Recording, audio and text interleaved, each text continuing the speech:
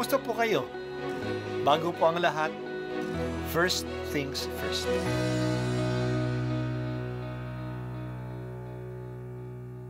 Good morning po. Sinisimulan po natin ngayon ang first things first. At dito po, tinatalakay natin sa unang bahagi ng umaga natin ay ang first readings na binabasa po sa banal na misa. Ito pong tinatalakay natin kasi madalas po marami na tayong alam tungkol sa gospel readings. Pero konti po ang nagsasalita sa first readings. Pero ang first readings, bahagi din po yan ng Biblia, ng banal na kasulatan. Kaya susubaybayan po natin ang mga first readings, basahin po natin at kuminsan kailangan ng basahin ng 2 o 3 beses bago maintindihan kasi hindi po tayo familiar sa mga istorya at sa mga kaisipan na tinatalakay dito. Ang pagbasa mula sa aklat ng mga hukom.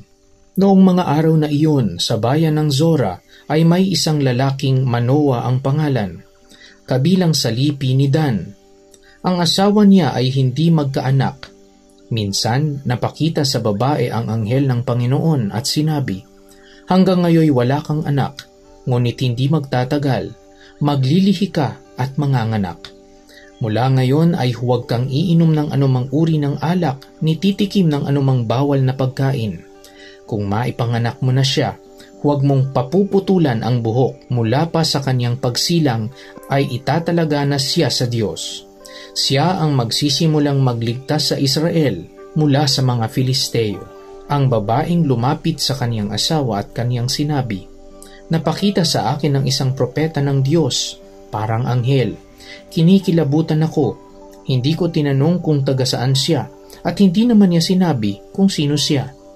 Huwag daw akong iinom ng alak ni titikim ng anumang bawal na pagkain, pagkat ang sanggol na isisilang ko'y itatalaga sa Diyos." Dumating ang araw at nanganak ang asawa ni Manoa. Lalaki ang sanggol at pinangalanan nilang Samson. Lumaki ang bata na patuloy na pinagpapala ng Panginoon. Ang Espiritu ng Panginoon ay lumukob kay Samson. Ang salita ng Diyos. Salamat sa Diyos. Ang Panginoon ay manliligtas. Pero ang kaligtasan na kanyang ginagawa ay ang pamamagitan ng mga tao na kanyang pinadala. Noong panahon, ang mga Israelita ay inaapi ng mga Pilisteo. Nagpadala ang Diyos na manliligtas sa kanila, nagaling sa mag-asawa na matanda na at wala pang anak. Ito'y si Manoa at ang kanyang asawa na hindi man natin alam kung ano ang kanyang pangalan. Nagpadala ang Diyos sa babae ng anghel upang ibalita sa kanya ang plano ng Diyos. Magsisilang siya ng isang batang lalaki na itatalaga sa Diyos. Kaya habang dinadala niya ang bata, hindi siya iinom ng alak at kakain ng anumang bawal na pagkain para sa mga Israelita. Hindi puputulan ng buhok ang bata at huwag din iinom ng alak sapagkat siya ay nakatalaga sa Diyos. Ganun nga ang nangyari. Nanganak ang asawa ni Manoa ng isang lalaki. Pinangalanan itong Samson. Alam naman natin ang naging buhay ni Samson. Naging malusog siyang lalaki at natalo niya ang maraming mga Pilisteo. Naging hukom siya sa bayan ng Israel, ibig sabihin naging leader. Pero hindi niya iginalang ang pagkatalaga sa kanya sa Diyos. Naging babaero siya, lasinggero, at mainiti ng ulo. Totoo na ginamit siya ng Diyos upang talunin ang mga Pilisteo.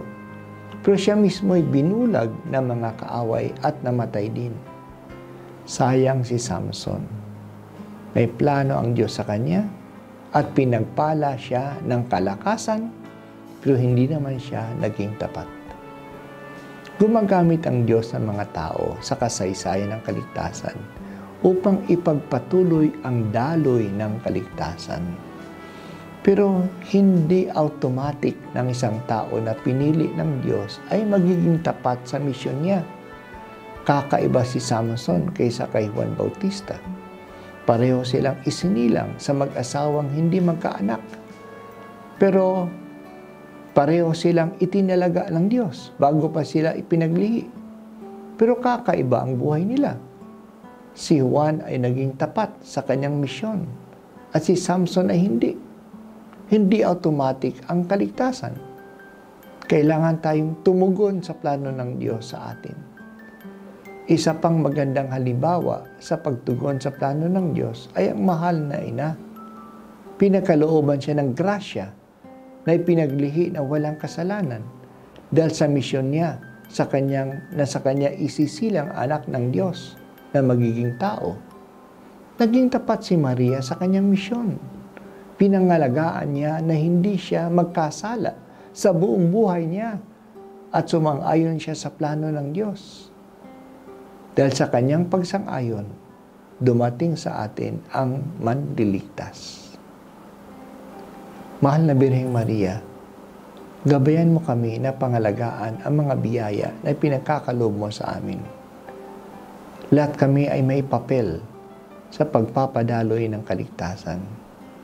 Maging tapat sana kami sa plano ng Diyos at sumunod sa kanyang balak para sa amin.